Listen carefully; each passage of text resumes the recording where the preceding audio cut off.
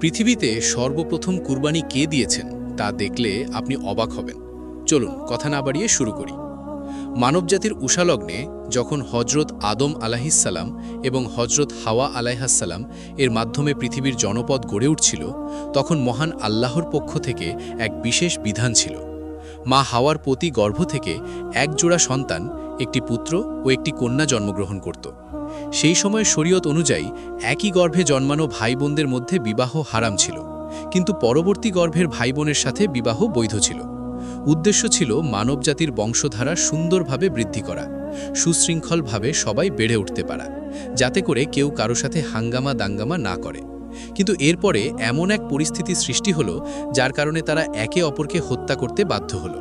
তাহলে ঘটনার মারপেচটা দেখুন।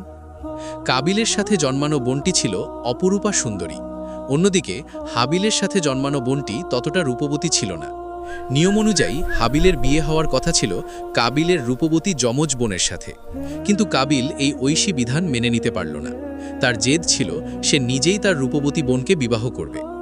আদম আলাইহি ওয়াসাল্লাম তাকে আল্লাহর নির্দেশ স্মরণ করিয়ে দিলেও কাবিল তার অবাধ্যতায় অটল রইল, কারণ সে জেদ ধরে আছে। আবার তার মেজাজটা ছিল কড়া মেজাজ, সেই জন্য হয়তো তার একগুয়ামিটা বেশি ছিল।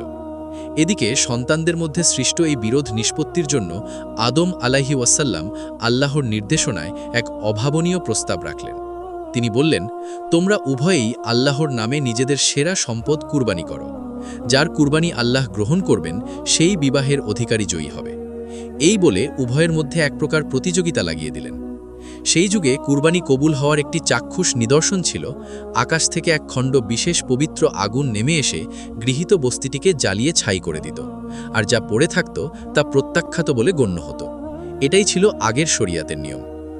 হাবিল ছিলেন একজন পশুপালক, পশু লালন পালন করে জীবনযাপন করতেন। তিনি অত্যন্ত নিষ্ঠার সাথে তার পালের সবচেয়ে হৃষ্টপুষ্ট ও সুন্দর একটি উৎকৃষ্ট দুম্বা আল্লাহর সন্তুষ্টির জন্য কুরবানির স্থানে নিয়ে এলেন এবং সেটাকে আল্লাহর সন্তুষ্টির জন্য নির্ধারিত স্থানে রেখে দিলেন। অন্যদিকে কাবিল ছিল একজন কৃষক। সে কৃষিকাজকেই পছন্দ করত। সে অত্যন্ত অবহেলা আর অনিচ্ছার সাথে তার ফলানো শস্যের মধ্য থেকে নিকৃষ্ট কিছু ডালপালা ও পচা শস্য কুরবানির জন্য নিয়ে এলো। তার মধ্যে আল্লাহর প্রতি ভক্তি অপেক্ষা নিজের অহংকারই ছিল প্রবল। তার মধ্যে দাম্ভিকতা বেশি ছিল। সে তার মধ্যে সবসময় অহংকার ভাব প্রকাশ করত। তার চলাফেরা সবসময় দাম্ভিকতাই প্রকাশ পেত। এরপর উভয় পাহাড়ের চূড়ায় তাদের উৎসর্গের জিনিসগুলো রেখে অপেক্ষা করতে লাগলেন। হঠাৎ মেঘমুক্ত নীল আকাশ থেকে এক অতিপ্রাপ্ত অগ্নিশিখা নেমে এলো। মুহূর্তের মধ্যে সেই আগুন হাবিলের উৎসর্গ করা দুম্বাটিকে পুড়িয়ে নিশ্চিহ্ন করে দিল, কিন্তু কাবিলের রাখা শস্যগুলো তেমনই অস্পৃশ্য অবস্থায় পড়ে রইল। স্পষ্ট হয়ে গেল যে আল্লাহ হাবিলের ইখলাস বা নিষ্ঠাকে কবুল করেছেন এবং কাবিলের অহংকারকে প্রত্যাখ্যান করেছেন। নিয়ম মাফিক কাবিল তার সহদরা বোনকে বিবাহ করতে পারবে না। ফলে তার দুঃখ ও ক্ষোভ আরও বেড়ে গেল। আত্মসংবরণ করতে না পেরে প্রকাশ্যে হাবিলকে হত্যার হুমকি দিল। সে বলল, আমি অবশ্যই তোমাকে হত্যা করব। উত্তরে হাবিল অত্যন্ত ধীর স্থিরভাবে এক চিরন্তন সত্য উচ্চারণ করলেন। তিনি বলেছিলেন, আল্লাহ কেবল মুত্তাকিদের কুরবানিই কবুল করেন। তুমি যদি আমাকে মারার জন্য হাত তোলো, তবে আমি তোমাকে মারার জন্য হাত তুলব না। আমি বিশ্বজগতের পালনকর্তা আল্লাহকে ভয় করি।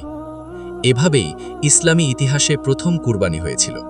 প্রিয় বন্ধুরা, দ্বিতীয় পর্ব অচিরেই আসছে, ইনশাআল্লাহ।